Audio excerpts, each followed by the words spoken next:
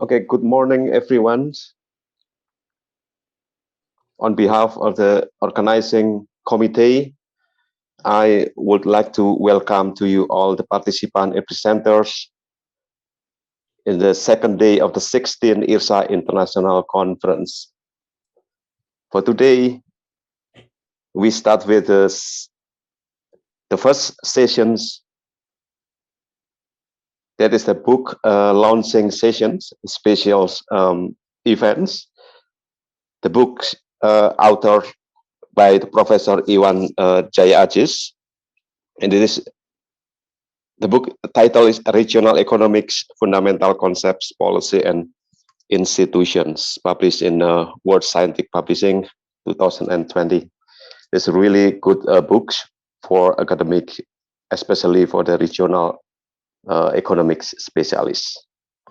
Okay, before I invite the Professor Iwan Jaya Aziz, we would like to inform you the outline of the sessions.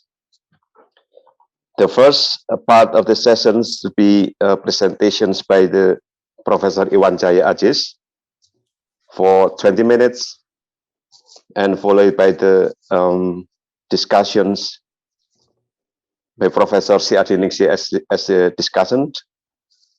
And the last part of the sessions should be Q&A. My name is Hengki Purwoto. I'm a lecturer in the Department of Economics, Faculty of Economics and Business, Universitas Gadjah Mada. So now we are going to enter the main sessions.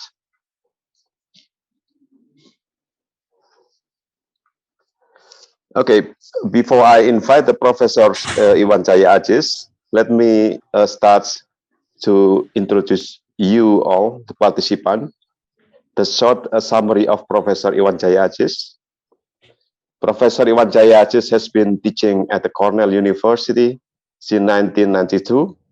He was the director of the Graduate Studies of Regional Science during 2005 till 2010. Professor in the Johnson Graduate School of Management, and is currently at the Dyson School of Applied Economics and Management and the faculty advisors in the emerging market programs. His major research interest is on the link between macro financial economics and social and regional issues. In 2006, he was awarded Distinguished Scholars in Regional Science, Financial Economics, and Economic Modeling. He has done advising and research works for various governments, international organizations, and university. He has published his works in reputable academic journals, as well as in several books and book chapters. What an incredible academic achievement. So we are glad to have the reputable academics Indonesians in international environments. So we are, of course, will enjoy the presentations of the Professor Iwan Jaya Aziz.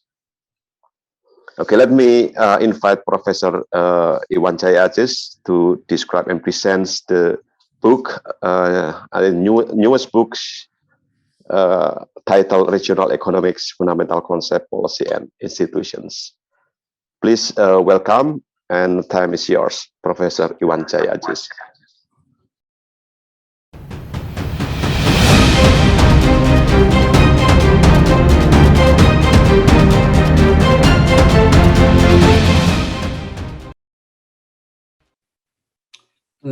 Thank you very much, Hengki, for the kind introduction. I know time is very short, it's only 20 minutes, but allow me to request humbly for all of us to have a moment of silence, because I'm super concerned with what's going on in Indonesia, with all the victims and loss of lives due to the COVID-19. So for a few seconds, let's have a moment of silence.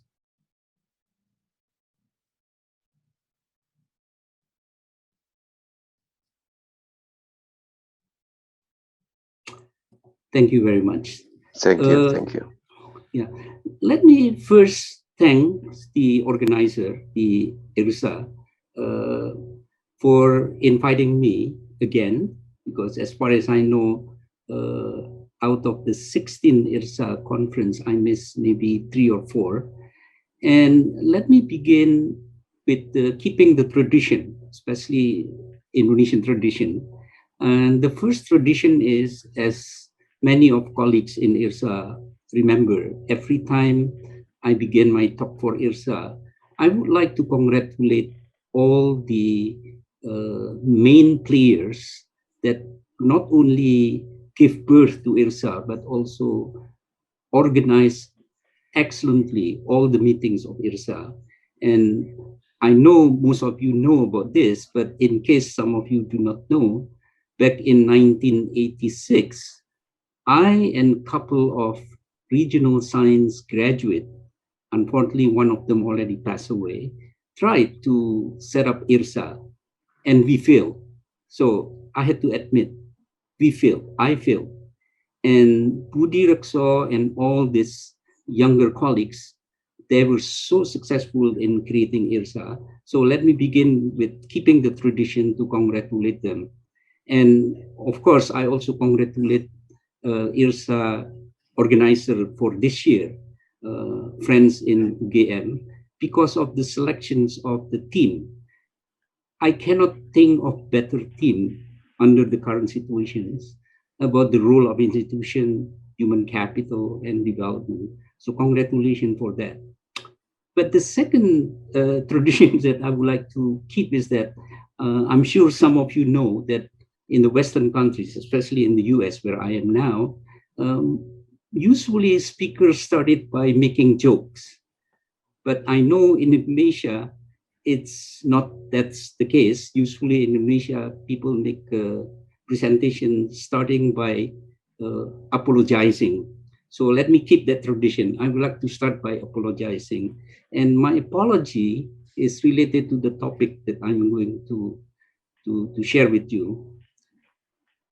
Let me warn you that this is a boring topic because this is about theory, about model, about concept. It's not like the usual topic, which is more exciting, more interesting, more policy oriented, and so forth. So let me apologize at the upfront that I'm going to speak in the next, maybe by now it's 17 minutes, something that is rather boring.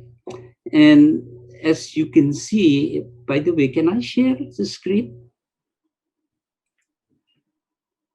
Yes, I please. can. Okay. All right.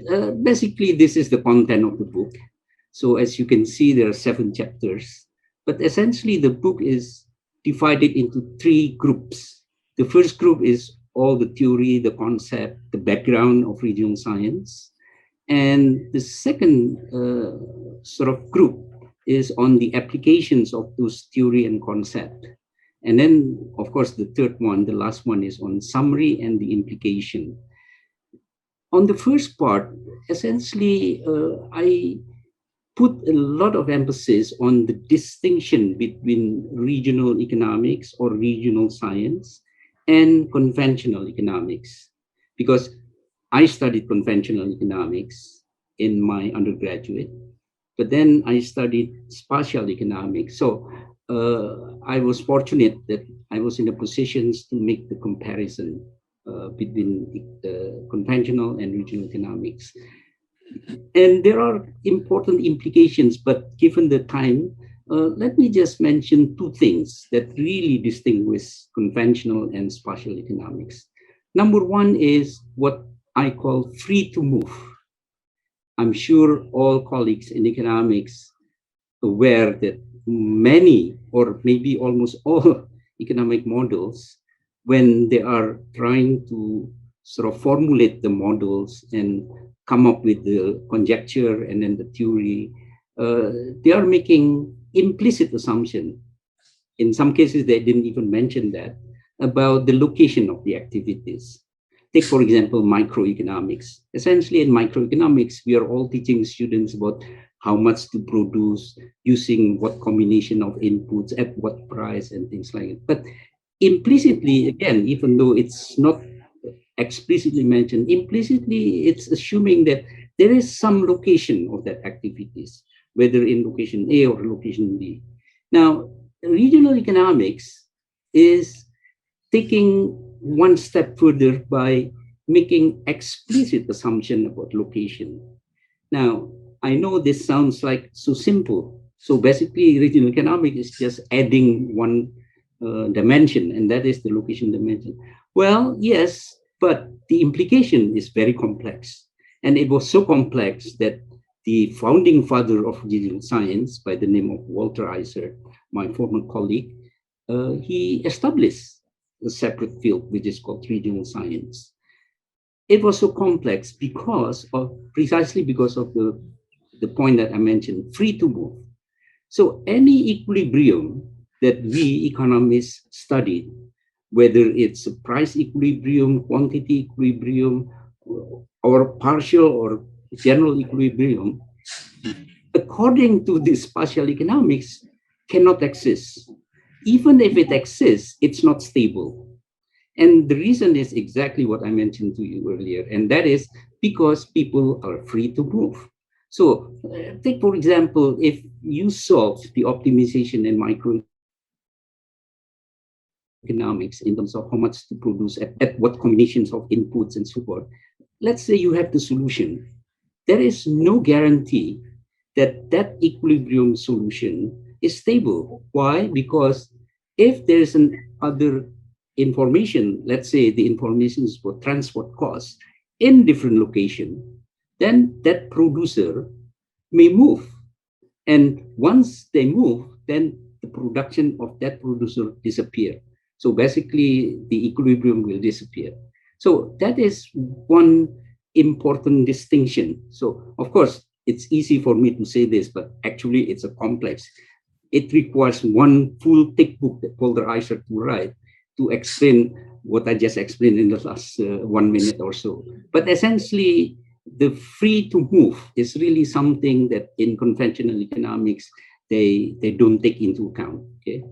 But the second one, maybe it's more exciting, at least from the policy point of view, is that the market structure in regional economics cannot be perfect competition, cannot be. Because we know in economics, we are taught about perfect competition, monopolistic competition, oligopoly, oligopsony, and so forth. But in regional economics, no, you cannot use perfect competition for simple reason, because we are talking about a subset of a national system. So any subset is always smaller than set. So the set is always bigger than subset, implying that the number of players, let's say the number of producers, is not as many as the number of producers at the bigger subset or in a total set.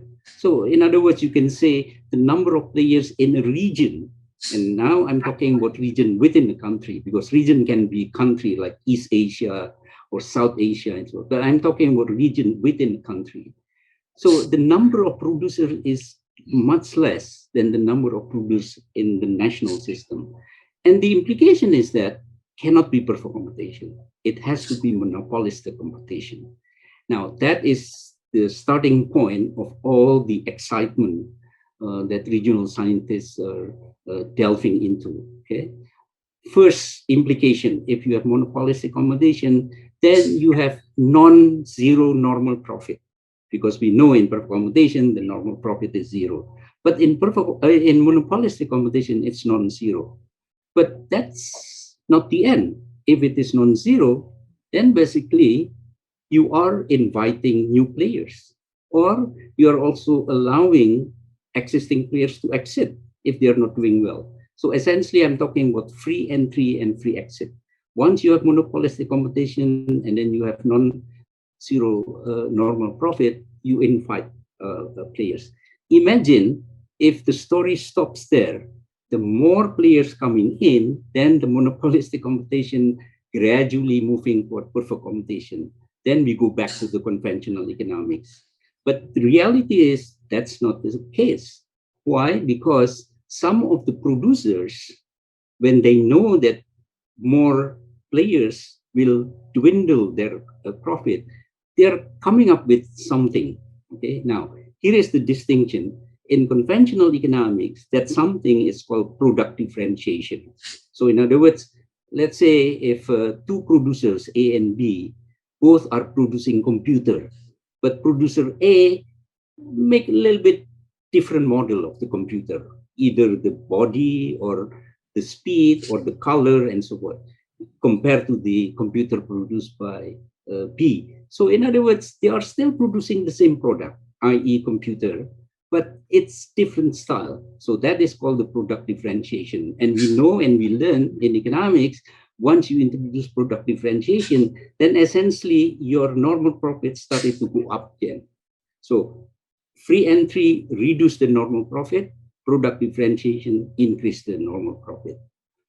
But that's not too important in terms of applied research. The second one is more important. When you have monopolistic competition, you are potentially able to gain what is called the external economies. But because we are talking about spatial economics, the external economies that you gain is called the agglomeration economies. And that leads to the forces of agglomeration, or friends in physics maybe knows better about the concept of centripetal forces, which is essentially agglomeration economics, basically. So the second one, which is the agglomeration forces, that is far more exciting from the research as well as policy application. And that is really the main message of the book, because I'm focusing more on the implication of the agglomeration economies. So that's the group one, that's the concept and so on. There are many others, there's model comparison, but I don't think I have time to explain it. So move to the application now. Given all those basic fundamental concepts, the first application is on growth, so the regional growth. So historically, regional economists, when they talk about growth, they're all focusing on demand-oriented growth. For example, export. And that's why the first most famous growth model among regional economists is called economic base model, which is essentially growth of a region depends on how much the region is able to export. Once the export is materialized, it will have multipliers towards the non-exporting sector and the entire region will grow. So that's the classical story there. But then a few decades later, some regional economists started to look at the supply side of the growth. And that's where the model of inter-regional capital movement and then capital regional allocation and things like that. So essentially started with the demand-oriented and then supply-oriented. Now, at the end, as you can imagine, some regional economies trying to combine both demand and supply. Now, maybe most of regional scientists in this conference are very familiar with Paul Krugman's work on, new economic geography or new trade theory and so forth, in which the most important or the most highlighted feature of his theory and his model is really the presence of increasing return to scale. Where do you get the increasing return to scale? Monopolistic competition. So you can imagine it fits very nicely with the regional science. As I said earlier, the market in regional science is monopolistic competition. However, to be fair, it's not Paul Krugman who started the idea of inserting increasing return to scale into regional growth model. It was Kaldor. Kaldor is a British economist, and he did it in 1970s, basically. But I don't know why it did not really, have a major impact among regional economists. But if colleagues had some time to dig up the work of Kaldor, especially in 1970s and early 80s, it's remarkable work. He already introduced increasing return to scale there. At that time, he called it Verdun factor, but essentially it's increasing return to scale.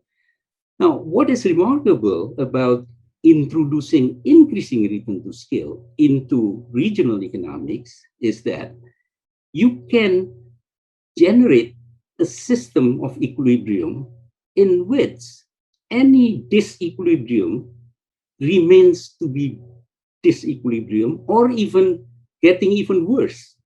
So in other words, we all remember in neoclassical economics, if you start with inequality, let's say between region A and region B, according to the neoclassical economics, the factor returns will be affected in such that capital will move to one region to another region, and eventually it will be equilibrium.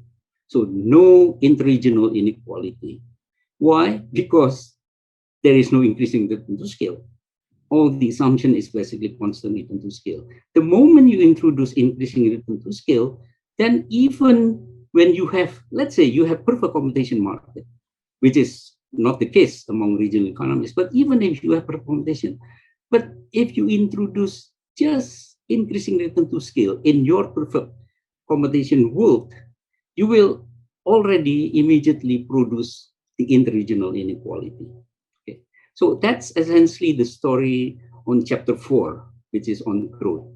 The second application is on development. Now, at this stage, when we talk about development, whether it's regional or national, we cannot escape talking about sustainable development, because the period of talking about development only for growth and income distribution is over. I think it's now very common, and all countries around the world already ratified the concept of the sustainable development. So chapter 5 is basically trying to explain a simple way to evaluate to what extent a country, let's say Indonesia, adopt or successful or not successful in adopting the sustainable regional development and so forth. So that's basically in chapter 5. And then chapter 6, which I believe fits more sort of nicely with the theme of IRSA conference today, which is on the institution, is really the role of institutions. Let me just throw out a couple of points there because you can read in chapter 6. First one is basically I'm talking about the structure of the society. And in particular, I was talking about paternalistic society, like in Indonesia. So I show through a coordination game. So using game theory, coordination game, it shows very clearly, conceptually and theoretically, any outcome of equilibrium from your coordination game will be depending on the leader. So in this case, depending on regional leader or local leaders, whether it's bupati, gubernur, or camat, or whoever. Because any game that you're playing, the outcome is always determined by what he or she make the move, or what she or he decide. Okay, so that's the typical paternalistic society. So that's point number one. Point number two, I picked the case of decentralization, because as we know now, almost all countries already adopted decentralization. But for Indonesia, it's uniquely sort of special because of not only the move from highly centralized to highly decentralized, but also the way the decentralization policy was conducted is also very unique. So in chapter 6, I show conceptually, theoretically, how the outcome of regional development is affected by the decentralization. Long story short, the summary is that if there is a lot of political factors or institutional factor, and the institutional factors that I use in the model is what we call the local capture.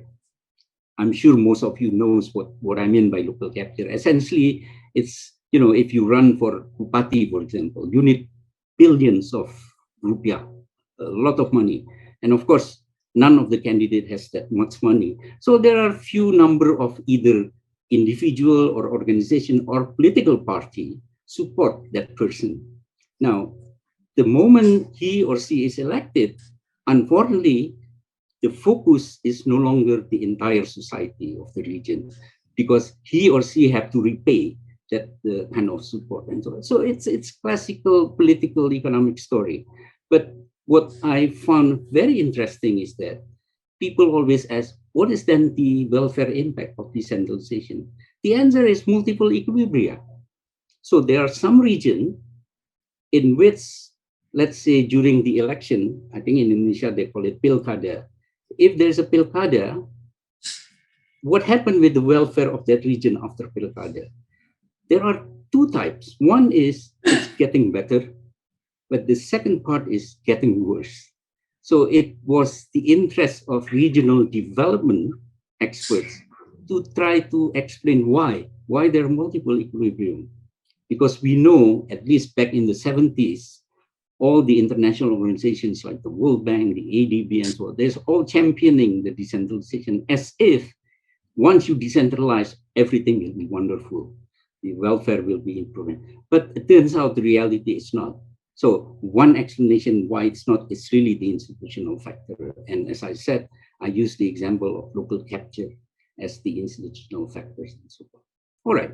So that is essentially the concept, theory, and the application. Now, to me, if you ask me which chapter is more exciting, it's really chapter 7. Because to be honest, after I wrote the summary part of the chapter 7, which is basically summarizing chapter 1 to chapter 6, I found it very exciting about the role of the, for example, ICT. You know, for example, in regional science or regional economics, distance matters a lot. It's really, really the most important variable. And that's why the implication of distance transport costs. And you can imagine the implication in terms of policy or decision making. If you are producers, you locate in region A, but then let's say transport costs from region A to region B decrease very sharply. And then you see in region B, there's a potential market bigger than region A. Of course, you move to region B, right? So once you make that decision to move, that is the classical regional science or regional economics. The question is, what about if there is ICT, the internet, the big data, satellite data, and so forth? So theoretically, people will think, well, in that case, those person no longer move to B because now he or she can sort of tap all the benefit that he or she may get if he moved to B, but now that benefit can be obtained or acquired through technology, whether it's satellite, through internet, or whatever and so on. And it turns out, thank you, and it turns out to be not the case, right? Because the fundamental concept that I explained throughout the book remains intact. And that is the two things that I mentioned. Number one is free to move. Number two is agglomeration. Okay. So since I have only less than 2 minutes, let me jump into one slide that I want to summarize. And to be honest, I use this slide to provoke discussion. And I hope at least some of you are provoked by this slide. So let me go to that slide. Give me 1 second. All right. This is the slide I want to share with you. This is a little bit animated slide. Again, because, you know, this morning, I mean, my morning, which is your last night, this morning I was thinking how to provoke this kind of, because I want to have criticism, I want to have discussion and so on. So just imagine a country conduct set of policy 1, policy 2, policy 3, policy 4, right? And policy is both national oriented as well as regional oriented. The best example is infrastructure, because infrastructure will have impact nationally as well as regionally. Now, the problem is that no models can really make precise prediction when the policy is implemented. Why? Because it was so complex. I don't know, you know, how to express the complexity. So I thought I found this animated kind of movement just to indicate that the impact of the policy is not as straightforward as any model, you know, whether it's econometric model, CGE, or, you know, optimization model. None of them in reality is going to show what the model predict. Why? Because the society is complex, and this is the reasons why I like so much the theme of the IRSA, the role of institution, the role of the human capital, and if I may add, one of the most important institution is the social capital, the trust among people and so on. Why? Because all those policies, no matter how brilliant are those policies, no matter how accurate are those policies, the impact of the policy will not be according to expectation. It all depends on how the public receive that policy. And that complexity, according to regional science and regional economics, is because of centripetal forces or the agglomeration forces and institutional arrangement that is prevailing in different societies. So in Sumatra, it's different than in Kalimantan and so forth. And one reflection, and this is my last point, one reflection of this institutional arrangement in terms of numbers or in terms of modeling is interregional multipliers. And that's why I try to play around with the interregional input-output in Indonesia, because we have 2005, 2010, 2015, and this is the results, basically. So essentially what it says is that, imagine there are two scenarios. Scenario one, you invest in outside Java, and then you try to calculate what is the interregional multipliers from outside Java to Java. And then scenario two is the opposite. You invest in Java, and then you try to calculate what is the interregional multipliers from Java to outside Java. And this regional input-output clearly shows that if you invest in outside Java, it's Java who will get much higher interregional multipliers than the other way around. Then if you invest in Java, the outside Java will, of course, they will get also multiplier impact, but it's very small. Okay, so essentially that reflects the chart that I showed you earlier, the complexity. So in other words, any policy will not give outcome that is originally expected. Let me stop there. Okay, thank you very much for in-depth explanations about the book itself, and also the insight, conceptual, I think the new conceptual about the role of the regional economics in policy as well. Okay, I'm really sure that so many participants still have good questions following the presentations, and I believe that some participants really want to have a good opportunity to sit in your course maybe someday. But I think I will invite all participants in the Q&A sessions. And then I also invite the participant who has some questions, please write down in the chat sheet. And now I'm moving to the discussions, first by the discussions, Professor Sri Adiningsih. Before I give to the Professor Sri Adiningsih, let me briefly introduce Professor Sri Adiningsih, even though some of you maybe know who is she. Professor Sri Adiningsih is an economist and lecturer at the Faculty of Economics at Mada University. She earns a master and doctor degree from the University of Illinois, the United States. She is also well known as a columnist in the national newspaper, televisions, and I think she was appointed as the really high position as an economic advisor, principal economist in a private and also in public space. I think the last served as a member of the Presidential Advisory Councils from the 19th January 2015 to 2019. Okay. Currently, as far as I know, she is actively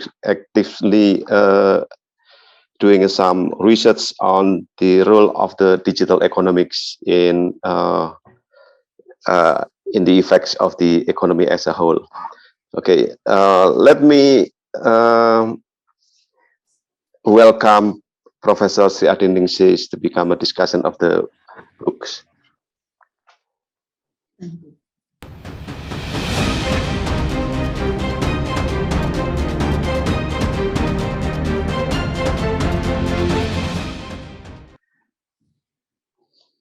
Thank you very much, Pak Hengki, Prof. Iwan Jaya Aziz, Pak Hengki, ladies and gentlemen, students who join this interesting launching book. Good morning, Assalamualaikum warahmatullahi wabarakatuh. First of all, I would like to say thanks for the organizer, Indonesian Regional Science Association, to give me the opportunity to discuss the book launched this morning. It's a really special occasion, I believe. And I would love to congratulate Prof. Iwan Jaya Aziz, who has written an excellent, this is not just a book, textbook, regional economic textbook with title Regional Economics, Fundamental Concept, Policies, and Institution in Pandemic Era. Wow, it's wonderful. Just couldn't believe it that Mas Iwan, you make it. Yeah, so for sure that we understand that during work from home, you very hard,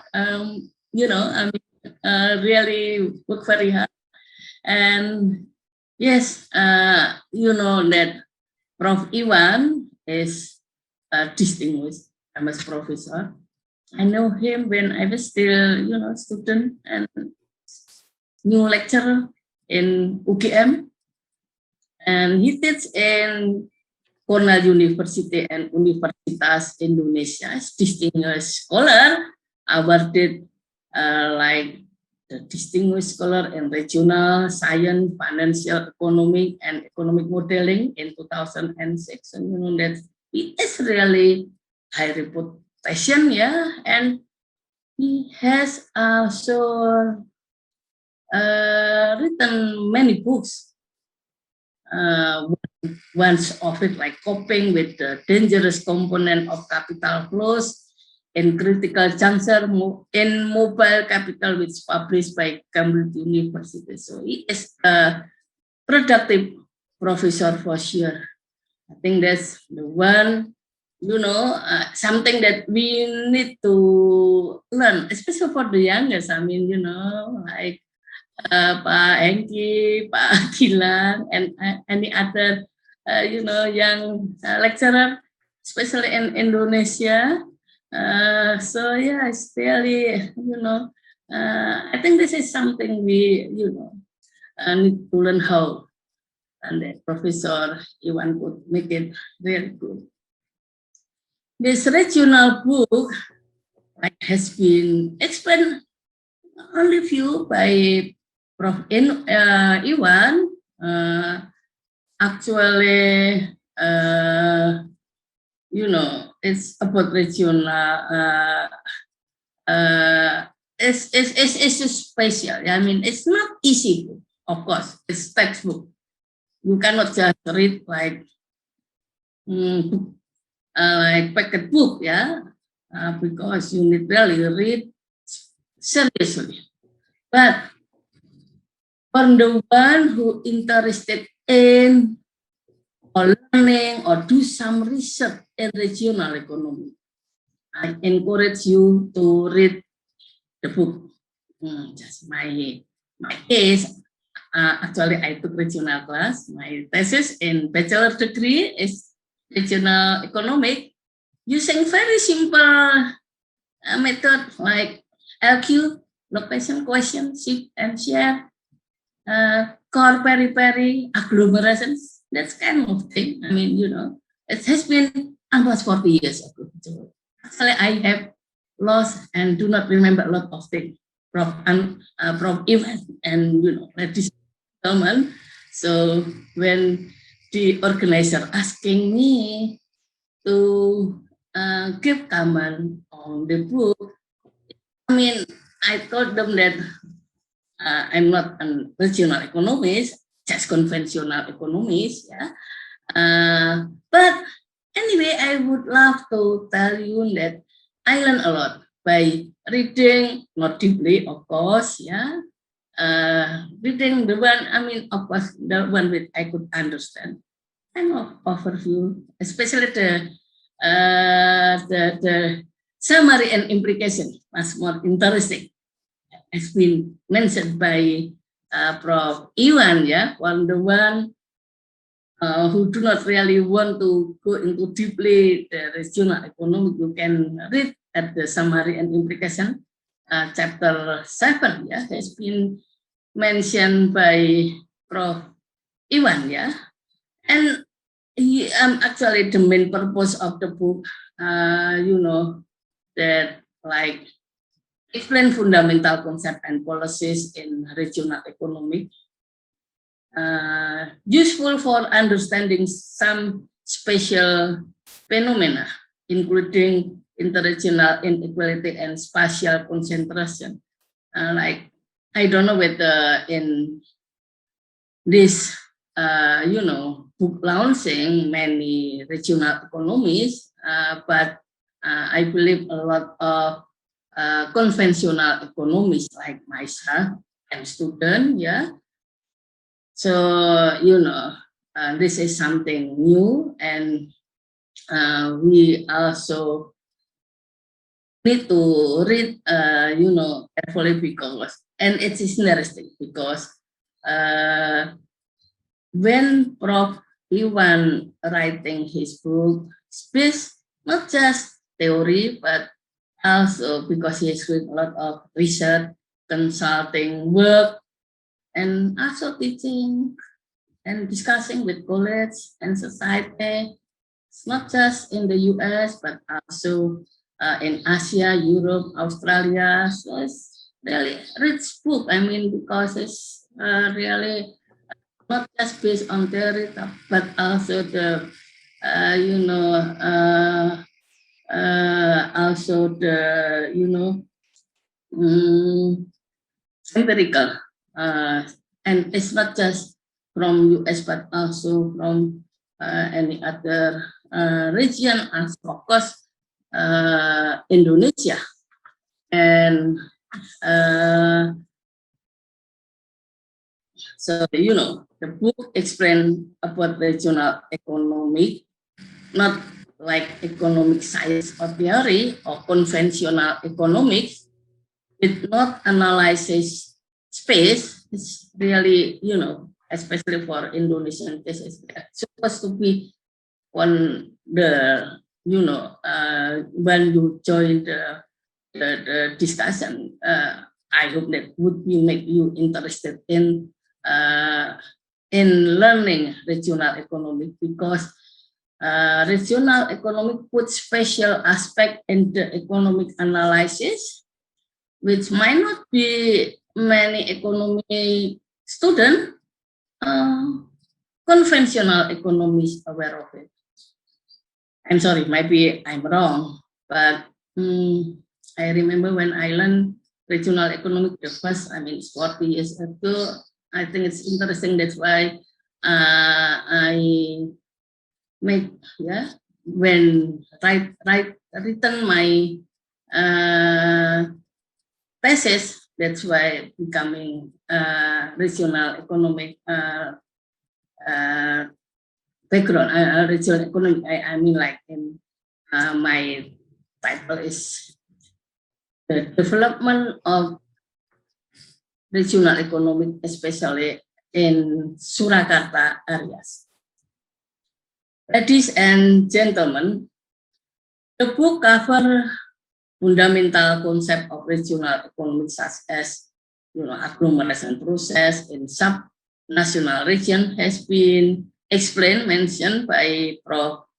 Iwan, and agglomeration is really important issue.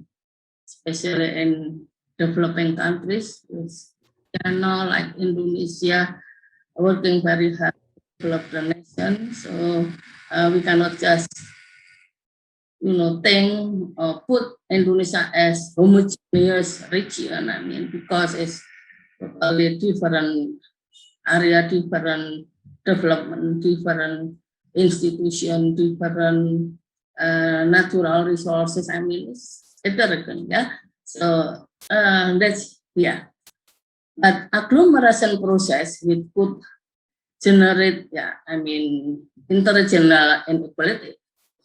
Actually, the agglomeration process hopefully could be lessening inequality, but has been mentioned by Prof. Iwan in his last slide. Yeah, I remember Java, non-Java investment, showing that maybe between Java and Java, with the investment, even try hard to develop outside Java, but still because the process of agglomeration and also the multiplier impact of the investment shown that Java benefited more than outside Java investment.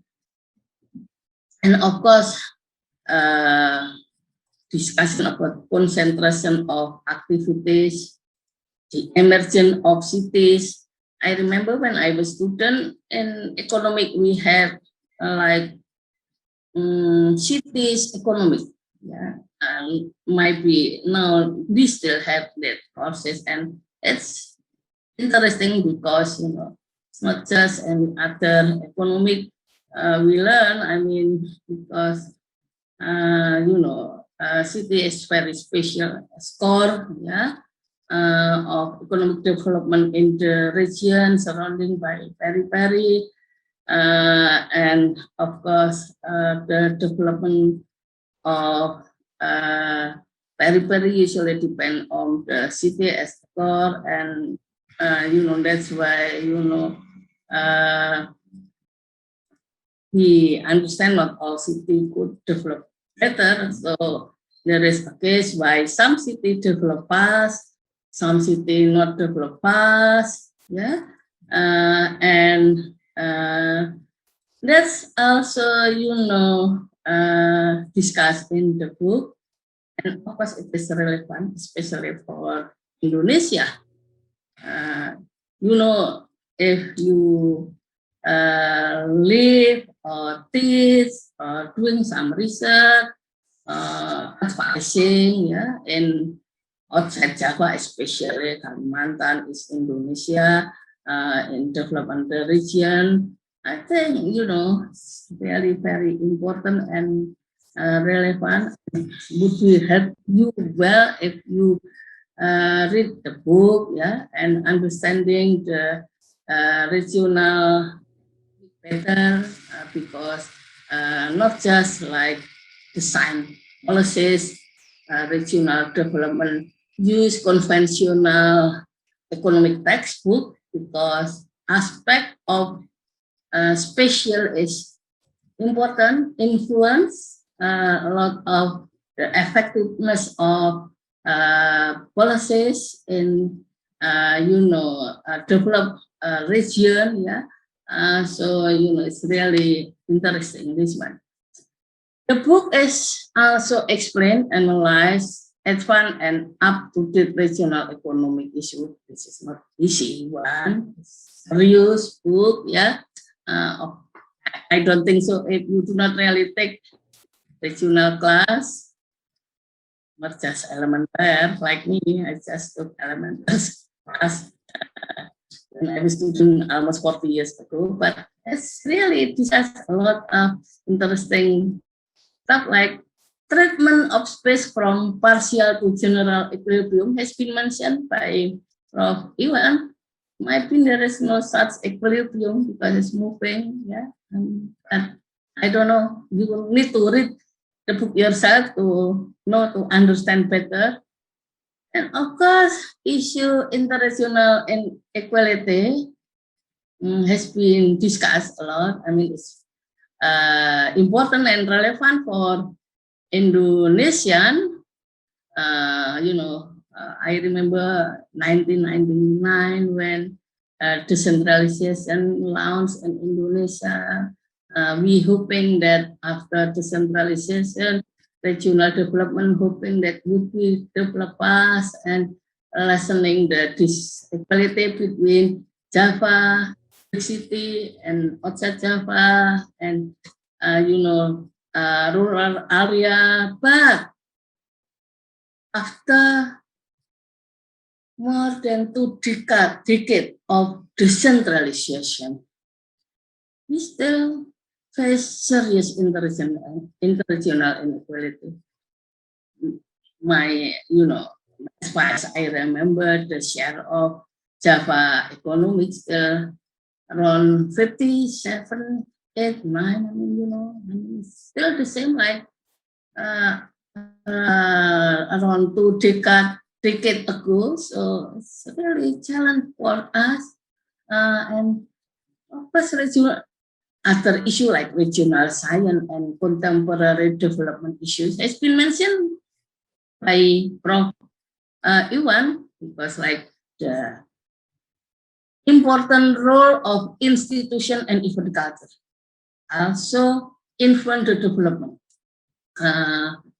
Has been, we see like by some city, some area, some district develop better or not, and the role of institution you could read it in the book, but also in general you can see in Indonesia like mayor or bupati, wali kota, which has good vision and also work better, and also with institution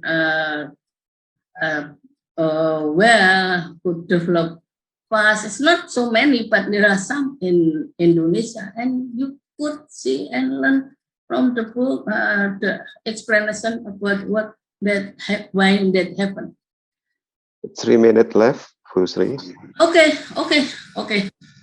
For the one who like modeling, you will find there too, and like model comparison, spaceless, and introducing space analysis. And of course, regional growth and productivity has been mentioned by Prof. Iwan.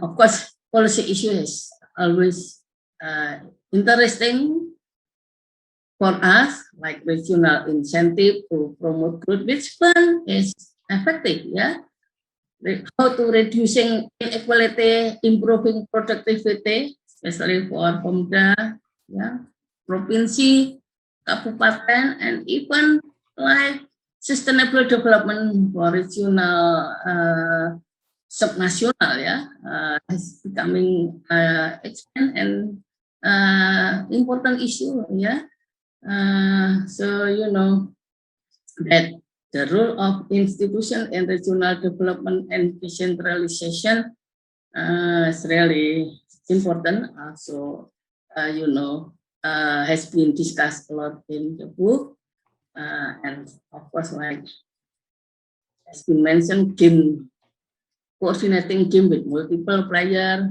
and also institutional model of decentralization also discussed. Just last slide has been mentioned. Prof. Iwan is provoke us because with the new development like big data, like and ICT. Just read the book and I was surprised. Wow, I mean, you have put like big data, ICT, like geological services, drone, satellite, sosmed, and you mentioned that could alter the fundamental concept of regional economy. I haven't really explained a lot, but I hope that the next book you would, discuss more on it, and of course, some intriguing issue like develop brand new city in Indonesia, like capital city move from Jakarta to East Kalimantan, ya. Prof Iwan so discussing this issue, and at least for point of view of economic regional, he mentioned when a city grows too rapidly, create externality, could be positive, negative, diseconomic, and then move and develop newly created city. Look at the distant and with lack of hard and soft infrastructure, the opportunity cost of creating new city are often too expensive. I mean, but move city to closer location in the book, yeah, he mentioned greater probability of success and sustainability. Anyway, you could read it yourself when you have the book, but that's last thing I would like to,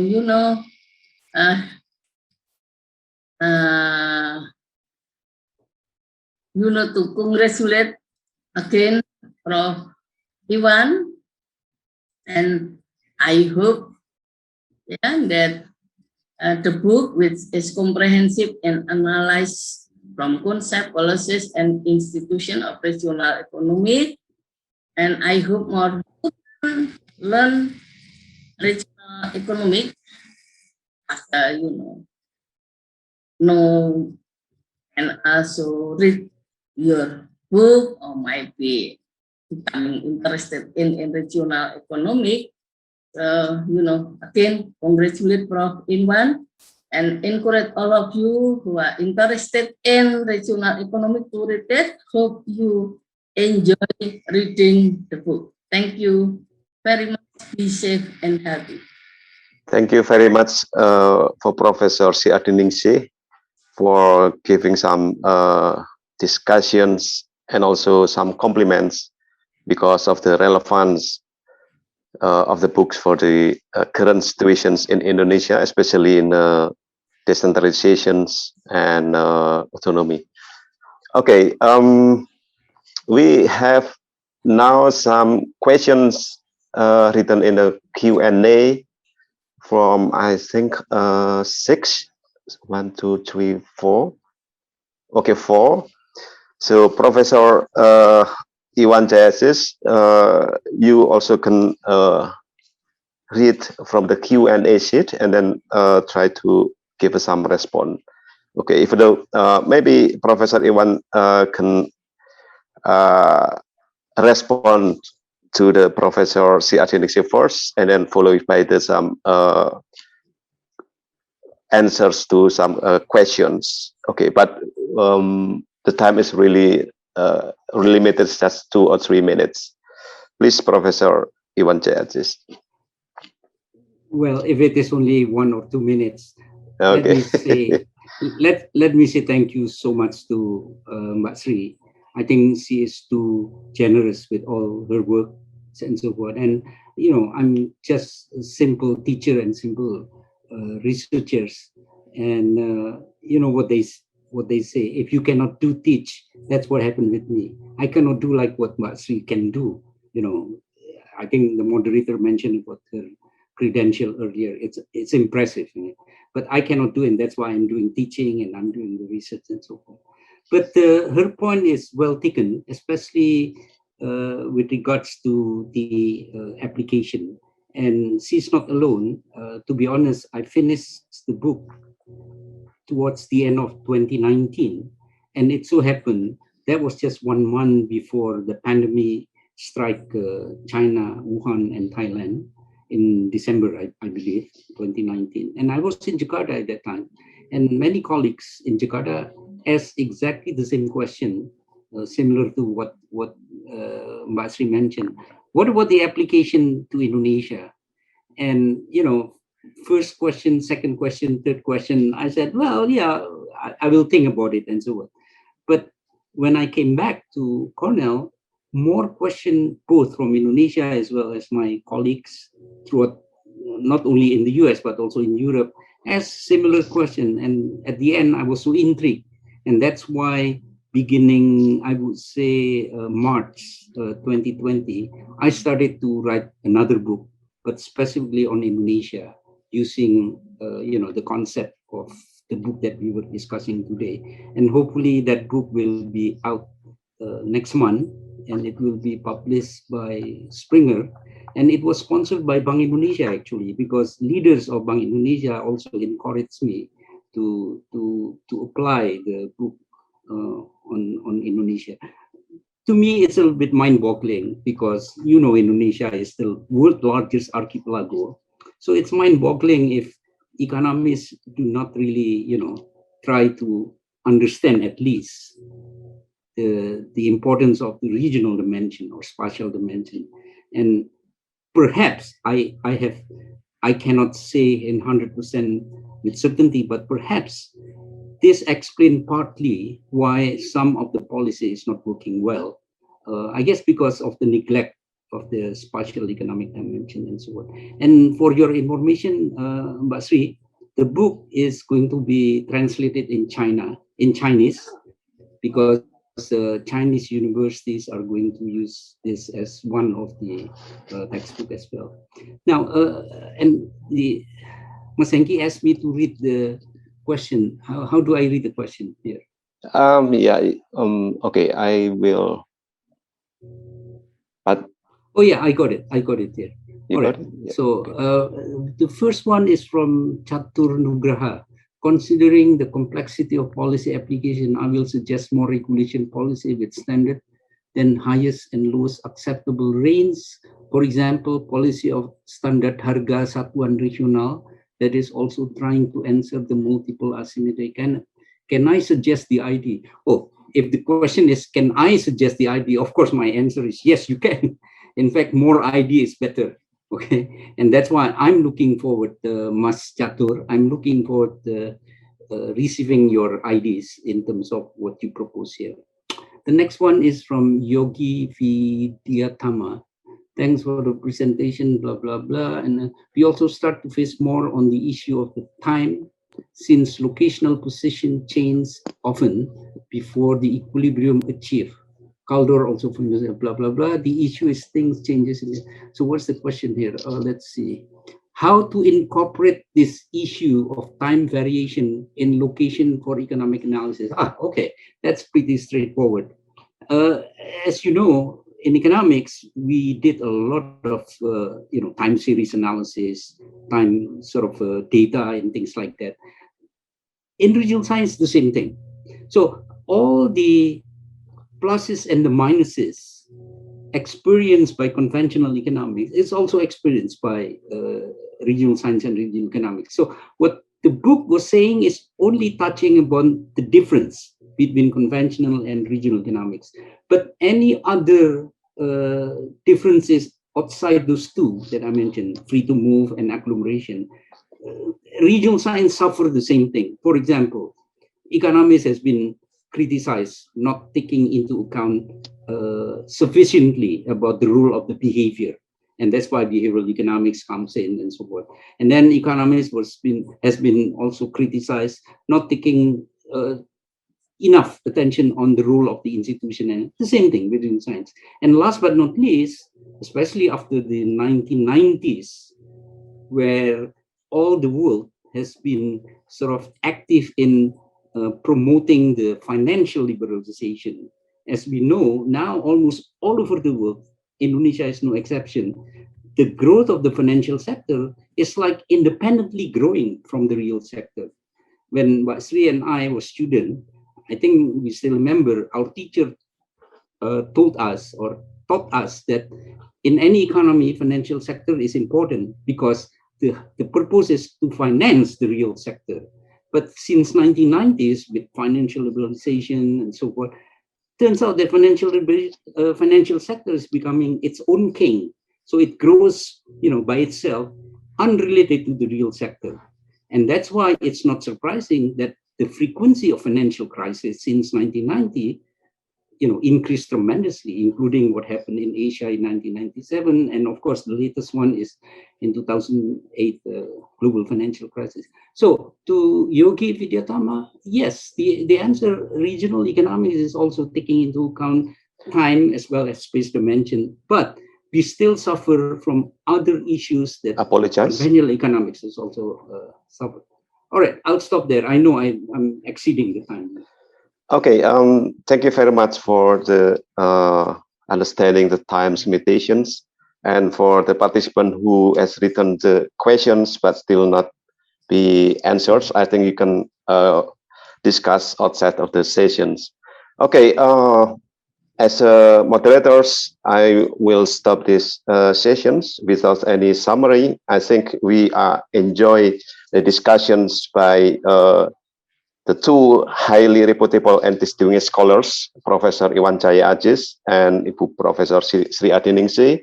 Hopefully you enjoy this session and also enjoy the sessions in the rest of the day of the conference. Okay, thank you very much. Apologize for the time delays for something like 6 minutes for the next sessions. Thank you, and bye-bye, and see you again at the next sessions. Thanks, Mas, untuk Thank you. waktunya. Thank you. Thank Oh, you. Budi, Thank you. Thank thanks, you. Bud. Please take safe side. All of you, please take care of the health. Yeah. Yes, we will. Thank Be you. safe and healthy. Yeah. Yes. Yeah, thank you, Pak. Terima Thank kasih you. banyak, Prof.